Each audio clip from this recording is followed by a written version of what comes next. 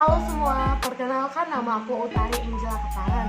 Nah, kali ini aku mau sharing beberapa ilmu yang aku dapat atau sharing sesama kita yang mau fresh graduate atau sesama kita yang lagi mempersiapkan diri di dalam dunia kerja. Nih, apa aja sih yang fresh graduate harus punya atau hal dasar yang harus kita punya dalam memasuki dunia kerja? Oke, teman-teman ngerasa nggak sih kemampuan beradaptasi itu penting apa enggak?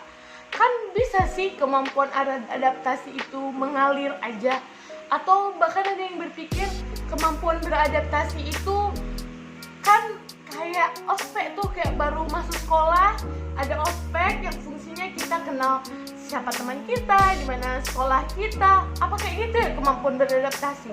Atau kemampuan beradaptasi itu kita kenal beberapa orang, ya udah kita kenal, ya udah adaptasi jam berapa kantor, jam berapa jam di kantor, jam kerja, jam berapa jam pulang, apa itu kemampuan adaptasi?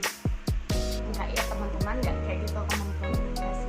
Kemampuan adaptasi itu adalah kemampuan kita di dalam dunia kerja yang kemampuan yang kita buat dapat bertumbuh atau menyesuaikan diri dalam perubahan, perbaikan, dan modifikasi pada lingkungan yang baru atau dalam lingkungan pekerjaan.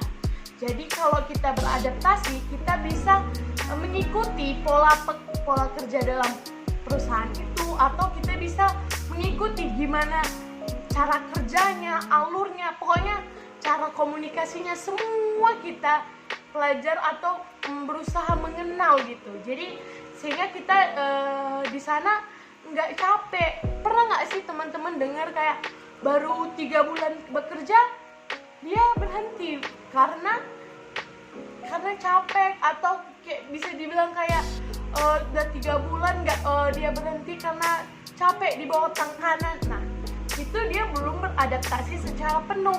Nah, apa sih faktor yang dapat mendukung adaptasi di dalam dunia kerja?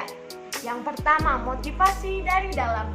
Motivasi dari dalam ini menunjukkan kamu itu kerjanya bagaimana, alasan kamu bekerja itu apa, mengenali dan membuat kamu menjadi take action untuk satu tujuan. Oh, mungkin saya mau beradaptasi supaya saya mengerti tentang pekerjaan ini, atau supaya saya bisa bertumbuh dalam pekerjaan ini, saya bisa grow dalam jabatan saya, atau bisa grow dalam ilmu saya di dalam dunia kerja. Yang kedua adalah pola pikir yang berkembang.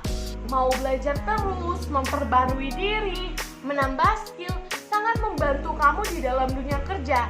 Jadi kamu kayak, oke, aku harus bisa ini supaya aku bisa ini. Contoh, zaman sekarang kantor-kantor pasti ingin karyawannya itu pandai public speaking. Yang kedua yang paling sering aku lihat itu bisa pakai Excel.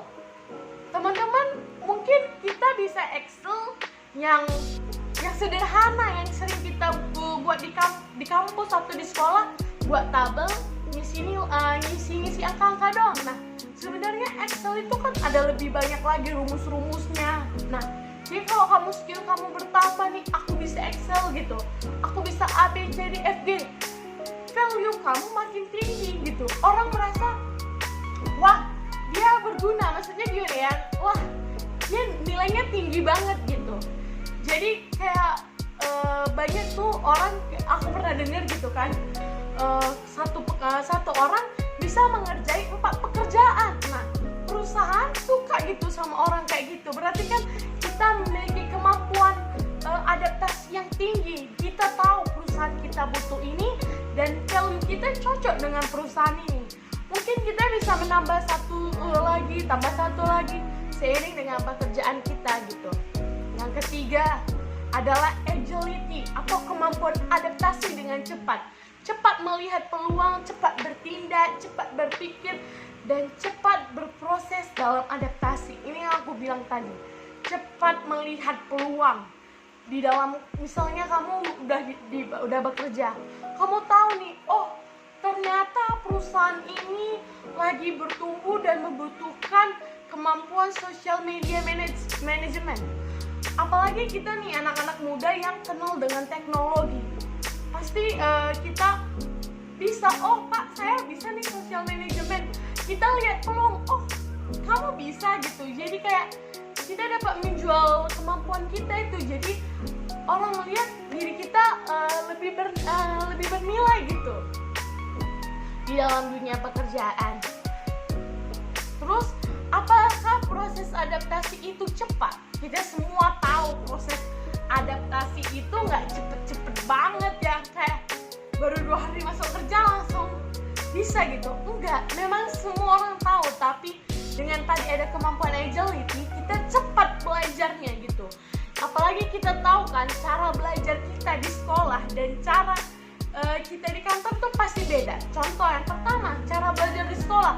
Dulu kita giat mati-matian belajar untuk ujian dapat nilai tinggi, ranking. Nah, kalau di dalam dunia kerja kita belajar untuk meningkatkan kompetisi dalam dunia kerja. Jadi nilai kita tinggi, kompeten kita lebih gitu. Itu tadi yang dibilang kita mau terus belajar itu.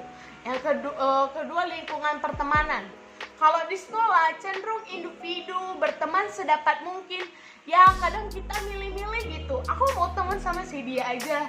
Yang lain nggak, temenan pun nggak terlalu akrab pun nggak apa-apa. Nah, kalau di dunia kerja, bekerja dalam kelompok dan memiliki pola dalam bekerja. Kalau di dalam dunia kerja, kita diajak untuk bekerja dalam kelompok. Kita nggak bekerja dalam individu gitu. Kan ada yang punya kepemimpinan, ada yang memiliki kemampuan dalam berbicara. Dalam kelompok ini kita diajari untuk saling berkontribusi dalam menghasilkan gitu, dan memiliki pola dalam bekerja. Setiap perusahaan memiliki pola kerja yang harus kita ikuti. Jadi nggak bisa tuh kita individu gitu. Yang ketiga lingkungan pertemanan. Nah, kalau di sekolah itu kan temenan kita satu generasi. Misal kayak generasi X semua atau generasi milenial semua. Kakak kelas kita sama di kelas kita itu masih satu generasi, dan usia kita nggak jauh-jauh beda. Jadi cara ngomongnya, humornya itu masih sama. Nah, beda kalau di dunia kerja. Di dunia kerja lintas generasi. Bisa aja kita generasi X, yang atasan kita itu generasi milenial atau lebih tinggi dari kita, atau lebih generasi yang lebih muda dari kita. Perbedaan usianya itu sangat terasa gitu. Jadi kalau di dalam dunia kerja itu tantangan lintas generasi itu terasa gitu. Oke, yang selanjutnya lagi, kalau di komunikasi di sekolah kita cenderung berkomunikasi formal dan sembarangan. Ya komunikasi atau kalau kita salah ya tinggal bilang maaf gitu. Nggak bicara cepet gitu, nggak mikir dia sakit hati atau enggak ya. Nah, kalau di dunia kerja kita tuh nggak bisa ngomong kayak gitu. Kita memiliki aturan, kita ngomong secara formal dan profesional. Kan nggak mungkin kan kita ngomong ke atasan kita, bos, aku mau izin lah. Ayolah bos, aku izin lagi. Kan kita nggak bisa ngomong kayak gitu. Kita memiliki tata krama atau cara ngomong. Sama kita kayak ngomong sama guru kita atau dosen kita. Kita nggak bisa sembarangan ngomong. Makanya dari beberapa faktor tadi, proses adaptasi itu nggak bisa cepet banget, karena banyak poin yang perlu kita ubah. Apa aja sih tantangan fresh graduate dalam dunia kerja? Yang pertama, kurangnya bimbingan. Nah, ini nih, kurang bimbingan. Aku juga ngerasa banget. Kita dari sekolah udah terbiasa dibimbing. Jadi kita kayak kalau nggak dibimbing itu nggak gerak. Jadi kalau misalnya kita nggak dibimbing, ya udah berselema kemana gitu, kayak induk kehilangan anak kehilangan induk. Jadi kita kayak kocar-kacir kemana-mana. Nah, itu yang membuat kita yang fresh graduate kayak aku harus ngapain ya, aku kayaknya perlu dibimbing dulu. Nah, tantangan kedua adalah memahami budaya kerja dalam perusahaan. Dalam perusahaan itu ada budaya kerjanya. Contoh, kalau dulu di sekolah, kita pulang siapa paling cepat. Nanti misalnya guru kasih pertanyaan, siapa bisa jawab ini, langsung cepat pulang. Nah, kalau di dalam dunia kerja yang sering aku lihat dan dengar, itu bukan siapa cepat pulang, tapi siapa pekerjaannya cepat beres, atau kayak yang cepat tunggu pos dulu pulang duluan, baru kita bisa yang bawahannya pulang. Itu termasuk budaya juga. Nah, yang ketiga tantangannya adalah pengalaman dunia yang sebenarnya. Banyak kan orang bilang kalau di sekolah itu tuh dunia atau masyarakat kecil. Aku dulu sempat bingung, gimana sih masyarakat kecil dibilang atau dunia kecil di dalam sekolah, padahal jelas-jelas kita duduk dalam dunia ini secara bersama-sama. Nah, pengalaman dunia yang sebenarnya yang dimaksud itu di dalam dunia kerja itu sangat beragam, yang kita bilang tadi, terjadi lintas generasi, terus kita cara komunikasinya itu nggak sembarangan sama orang, terus lagi apa yang kita capai itu sikut-sikutan, itu banyak banget. Yang keempat, tantangan kompetisi yang sangat sengit dan berkembang, apalagi teknologi makin maju.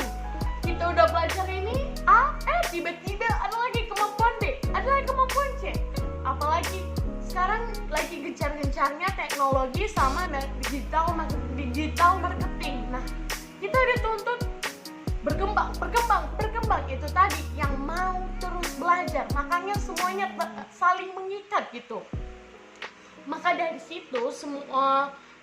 situ kita semua harus cepat beradaptasi dan memiliki agility. Oke teman-teman, sekian dari aku. Semoga yang aku sharingkan dapat bermanfaat bagi teman-teman. Terima kasih, bye.